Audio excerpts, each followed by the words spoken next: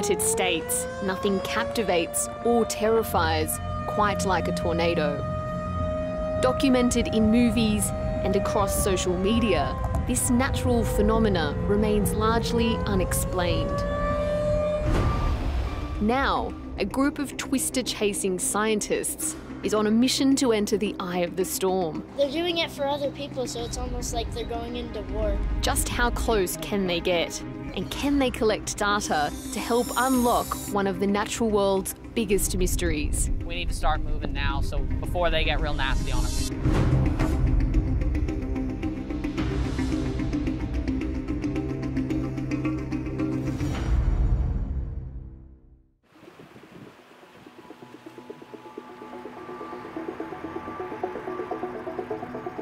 March to June each year is tornado season in the United States. So currently there's a big high pressure system located over basically most of the central CONUS. And at the National Severe Storms Laboratory in Norman, Oklahoma, this group of weather researchers is getting ready to storm chase. Wichita would make a northeast Nebraska play difficult, especially for the slower vehicles like the radars that can't move that quickly. Called Taurus, the project is at the cutting edge of severe storms research, and they're about to spend 1 month travelling the Great Central Plains on the hunt for tornadoes. All right, we sure we want to do this? Okay. Exciting first days. I need 3 OU people to go fetch vehicles. Sean Waugh is one of the team's research scientists who's been studying tornadoes for 12 years. What are you looking for when you head out? So the objective of this field project is to understand supercells in general and what causes those storms to form in the first place, to produce the severe weather hazards that they do, and have a deep understanding of how those interactions work. And with that understanding, we can translate that into a better ability to forecast. Which storm out of the day is going to produce a tornado? Is it going to be a big tornado or a small one? Is it going to last a while or is it short? And that helps us save lives and property here in the United States and everywhere, actually, because the weather works the same all over the planet. So. Making up the rest of the team are meteorologists from several universities and their students, some who are doing this for the very first time. Have you been out on Taurus before? No, I haven't. Nervous? A little bit nervous, but you wouldn't be doing it just if you weren't nervous. We're probably pushing, with all of the teams out in the field at once, it's probably close to 100 scientists out in the field. In tow is a state-of-the-art fleet of more than 20 vehicles, including drones, radars, an aerial unit, and 8 mobile weather stations known as mesonettes. Getting it all on the road isn't easy. So the meeting was at 10 and it's now, I think, 11:45, and they're still not on the road. I'm told it's organised chaos, but it just looks like chaos to me.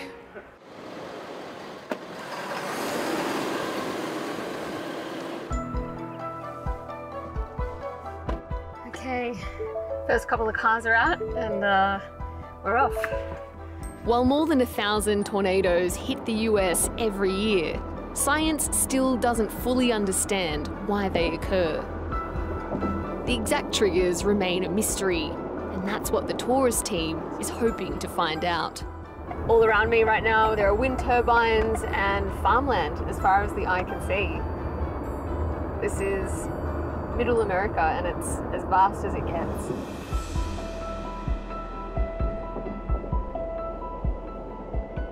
The team will be crisscrossing multiple states across the Central Plains of America. This is where most tornadoes tend to occur, giving it the nickname Tornado Alley. And today, we're heading to central Kansas.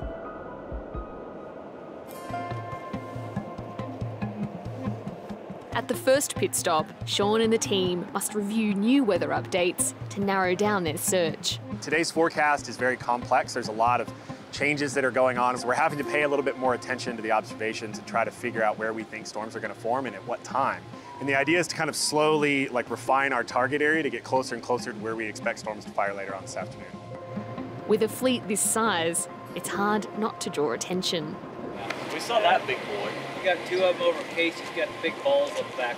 Yep, yeah, that's a mobile radar unit as well. Are you guys a bunch of storm chasers? They are. Do you not have enough in Nebraska? You have to come to Kansas? I've never seen this many, like over in the parking lot over there with the big dishes, and it's amazing.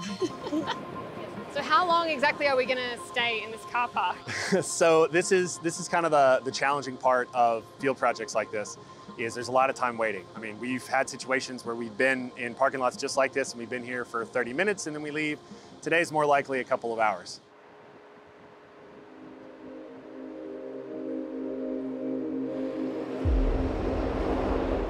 When the signs of a storm pop up, it's all systems go. Tornadoes begin with a thunderstorm, but not just any thunderstorm. It's an incredibly powerful, towering storm called a supercell. Reaching up to over 50,000 feet, they bring high-force winds, giant hailstones, flooding, and lightning too. And that's what we're looking for today. Hey, you know they're reporting land spouts on that stuff to our west, right? Huh? Yeah, there's 3 reports. They tornado warned it based off of it. No, the one west out in the dry air. We're not chasing land spouts, Sean. It's rotating. When they deploy, the tourist team will need to collect data on things like wind speeds, air pressure and temperatures, as well as getting radar observations. This will help them unlock the secrets of what triggers a tornado. This is a good sign. We've been waiting all day for kind of storms and convection to form, and obviously we're getting that now that it's raining. So we're in the right area, and now it's just a question of which one takes over.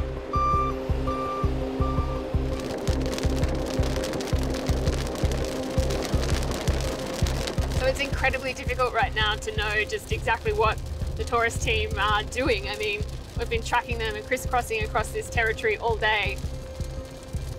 And I can't tell if we're getting any closer to what it is they're looking for. But the weather is a fickle beast. And only a few minutes later, the day's chase is called off. I just saw the radar. 14. We did? Yeah, I'm sure we're done. Really? Yeah. So that someone has called it? I'm trying to confirm for sure, but at least half of the PI group has voted down. They've headed back. Everybody's kind of sitting wherever they stopped, but they've voted to not continue operations. Do we have a hotel room? Yes. We're staying in Salina. We're staying in the same hotel. Okay.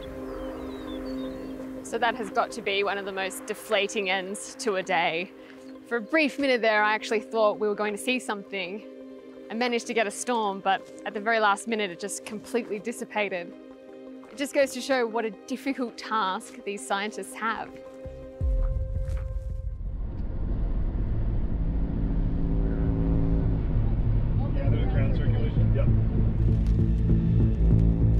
Not every day is a bust. Oh shit. Filmed by tourists, this footage shows the team in action on a tornadic supercell storm. To get the data they need, they have to get as close as possible. But I'm worried about this one. Yeah, I am too.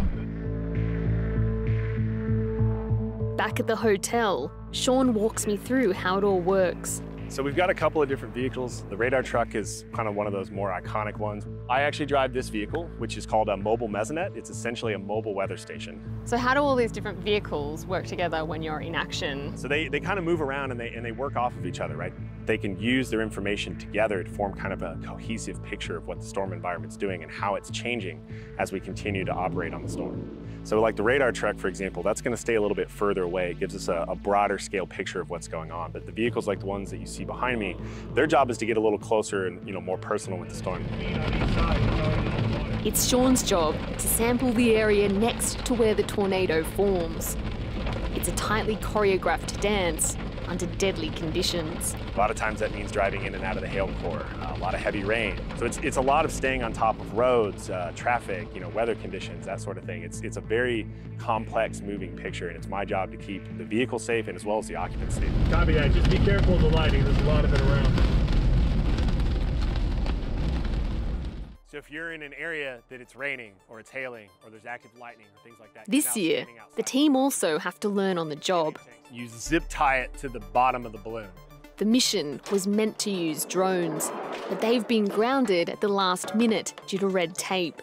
So tonight, Sean and the team's lead investigator, Dr. Adam Houston, must teach the team's young members how to use wind sondes instead. The challenge there, in particularly higher wind conditions, is to let go of both at the same time. Because if you hold on to one just a hair too long, particularly the sonde, you're gonna rip the sonde right off the bottom of the balloon. So try to get really good at letting go of both at the same time.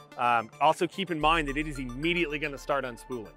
So try not to launch in an area where you're gonna hit a tree or a building or a power line. A sensor in a plastic cup tied to a weather balloon. It's a simple but crucial instrument. They'll need to be released during a storm to measure its wind speed and direction. And Adam is a little nervous. I mean, it's stressful in different ways. They're simple, which is good, but to be able to do this reliably is an unknown. There's also the obligation. I mean, we're stewards of a large investment of federal money to do this, and if we don't do it and don't do it well, then they feel like the money's not being well spent. Tornadoes cost the US billions in damage each year, so the government have invested heavily in the Taurus mission. That's kind of what you're looking for. Take this off. I'm gonna twist it a couple times. Do it. Do it. Hey! Tomorrow's gonna be a very steep learning curve. That's what tomorrow's about. Learning how to do all this.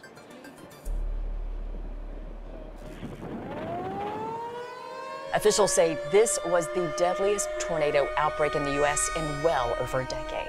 Making the Taurus mission even more difficult is the fact tornado behaviour is changing. The harrowing images from above revealing the devastating scope here. TV newscasts across the US report the intensity and locations of tornadoes are becoming increasingly unusual. And one of at least 34 tornadoes reported across 8 states now.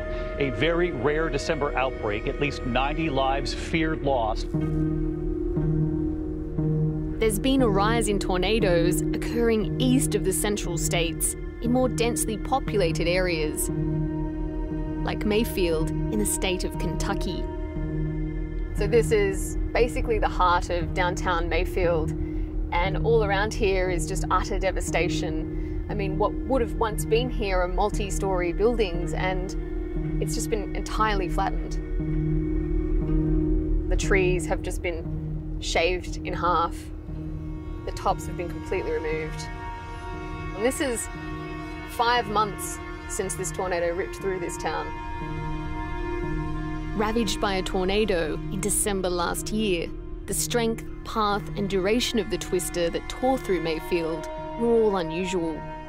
It was almost a mile wide and stayed on the ground for more than 300 kilometres. It destroyed more than 15,000 buildings and left 88 people dead. So this block here is just endless expanses of what used to be former homes, and right now they're just completely gone, they've vanished. And every one of these homes would have been somebody's life. And they've just been wiped off the map.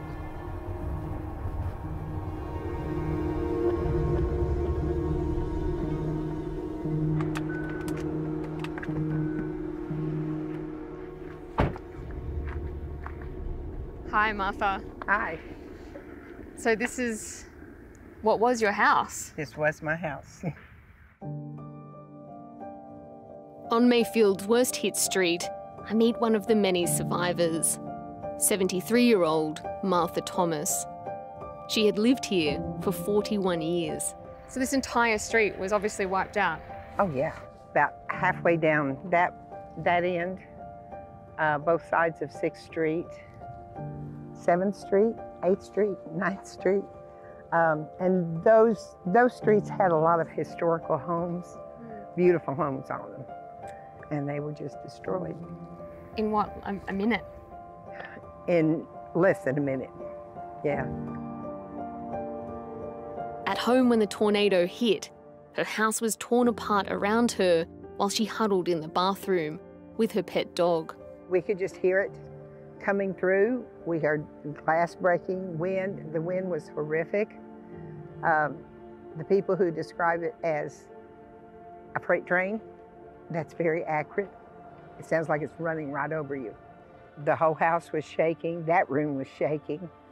And I didn't know if it was going to hold or not.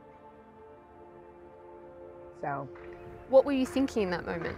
I was thinking, if this is my time, I'm good. I think I'm good. I prayed for mercy, you know. I didn't know what else to do. Making the tornado even more unexpected is the fact it happened in winter and at night.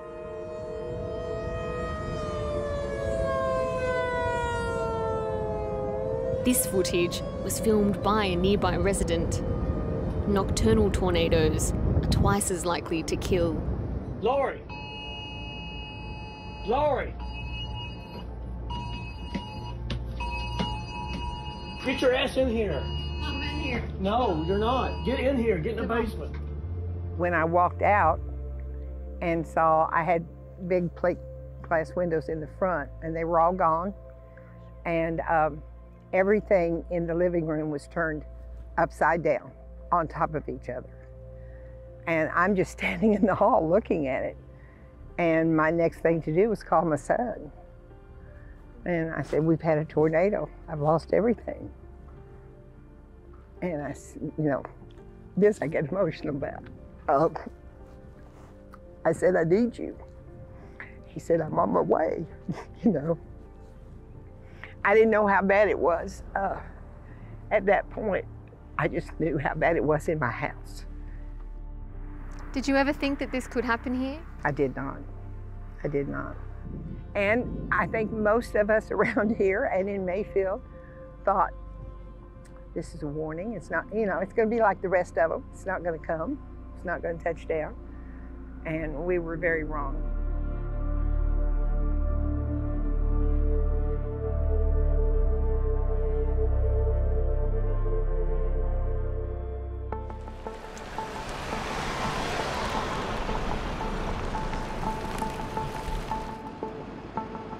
Does this look straight? All right, let me tighten this just a little bit. There's a big reason residents in Mayfield didn't believe the warnings. Roughly 70% of tornado warnings issued in the US are false alarms.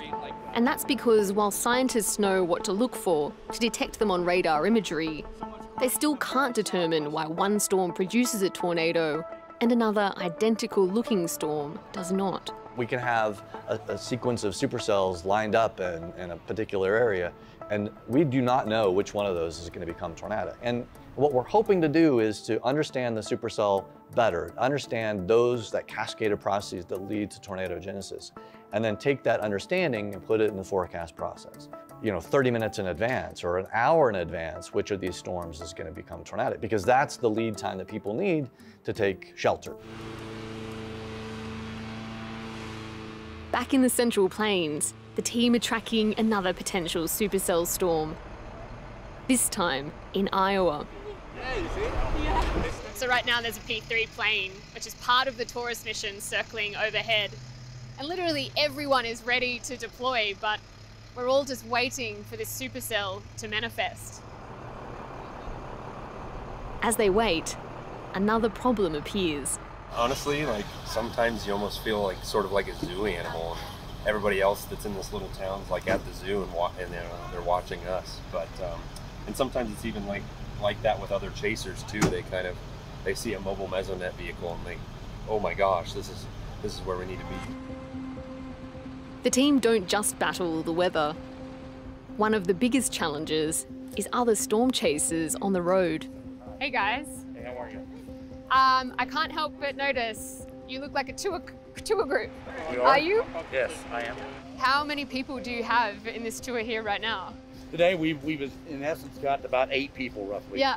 Right now, yeah. And are they Americans? Where have they come from? So I've got Americans and I've got one gentleman from the UK, and we take them from all over the world. Yeah. That's incredible. What's the appeal, do you think, of storm chasing? I don't know. Let's ask my guests. What's the appeal of storm chasing, guys? Adrenaline rush. The adrenaline rush? Yeah. I've come from Excitement. Tell me about the adrenaline rush. Ultimately, that adrenaline rush is better than sex. Really? Oh, God. Really? It's almost a religious experience. I know that's an oxymoronic statement I just made, but It's like, ah! What can go wrong when there's that many people on the road? What we call chaser convergence. Chaser convergence? Yeah, you get a lot of chasers, unfortunately, on a single storm or in a single area, and it's like a traffic jam. Slow vehicles, erratic driving, and that's probably the biggest hazard of chasing. It's not the tornado.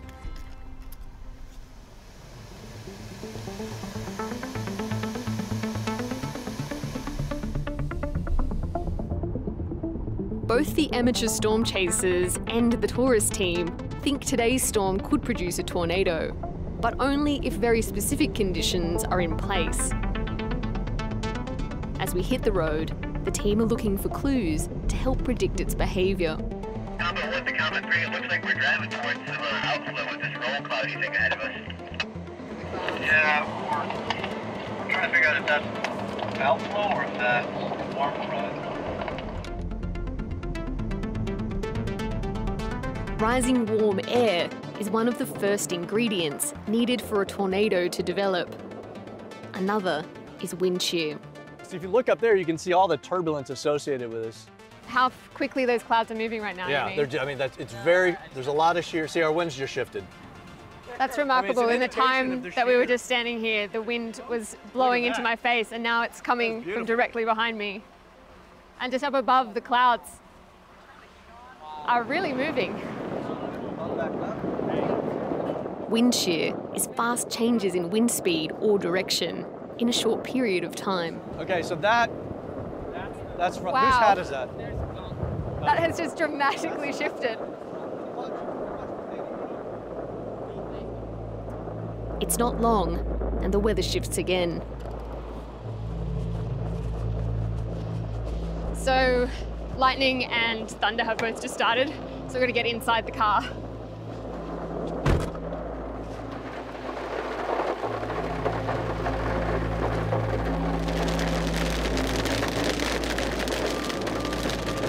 As the storm evolves, I get my first taste of what it's like to drive in these conditions.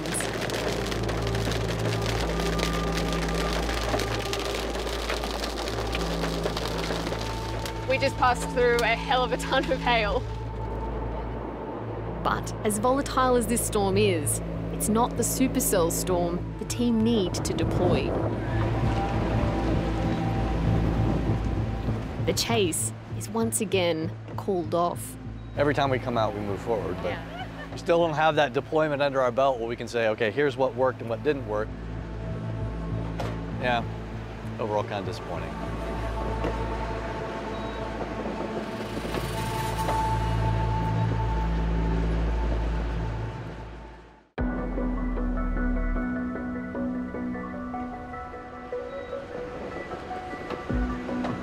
As tornadoes become deadlier and more frequent, a group of storm-chasing scientists are on a mission to collect data that could improve forecasting. After battling the weather for weeks, the team finally wake to reports of a tornado-warned supercell less than 1 hour away in southern Minnesota. But again, I do want to note here that the motions remain quite fast with 60-knot bunkers right now.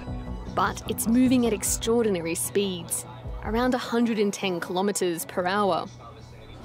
Boy, I feel your pain, Chris.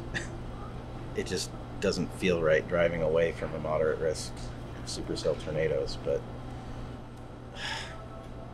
I've been on the fence for this, back and forth. There are concerns. It's too dangerous to deploy. I think it depends on your science objectives. If you can do something with a stationary deployment, if you can get enough science from it to see what one of those storms is like, then maybe it's worth it to try. I think it's going to be a data set that we would all want to look at, even if it's not how it was drawn up in the Taurus plan. If it's coming right at us, we'll bail.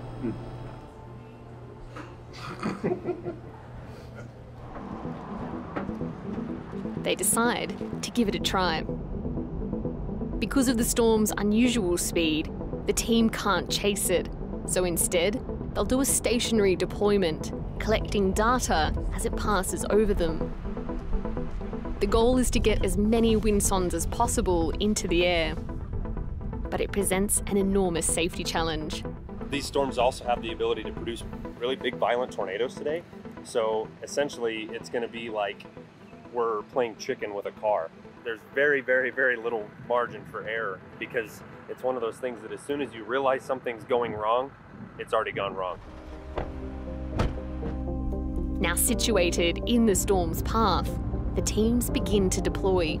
So things are moving really, really quickly now. We were just back at the car park and now we're heading again to reposition ourselves. The winds are really picking up. You can feel them pummeling the side of the car as we're driving along. Adam directs the radar and windsond teams into positions further ahead of the storm, while Sean drives directly into it. Let's see if we can take a look out the window. Collecting ground observations on temperature, speed and pressure. Yeah, I'm starting to get a nice shelf right there on the edge. A little bit of action right there in front of us, just over the trees. The rest of the team must now form a picket line. Try to find spots that had good exposure to the north for windsonds. This is Comet 1. So I'm just gonna hop you and find a place further to the east of you.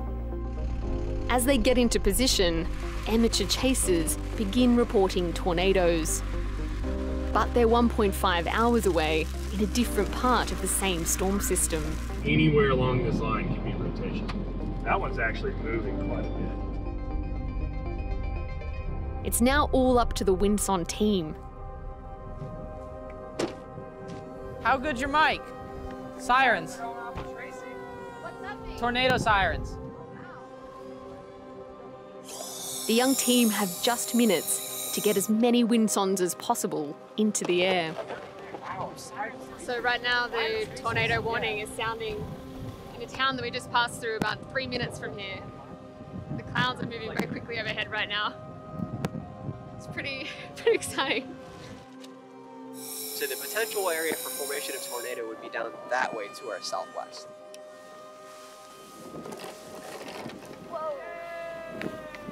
Quite incredible to see. I mean, that's so much effort. What is really quite simple. It's amazing to see it launched up there. And that right there is going to give them some really crucial data that could help these guys figure out the mystery of storms and supercells and potentially tornadoes. We gotta go, especially because we got a bunch of dirt roads to get out on. Yeah. We need to start moving now, so before they get real nasty on us. The National Weather Service later confirmed 13 tornadoes hit Minnesota that day. They ripped through multiple towns, destroying homes, power lines and trees. Luckily, no one was hurt. But no tornadoes were in the area where tourists deployed, proving exactly why their research is needed. This is part of the challenge of doing research like this and trying to understand and better learn about how the atmosphere and the environment works so that we can better forecast these types of events.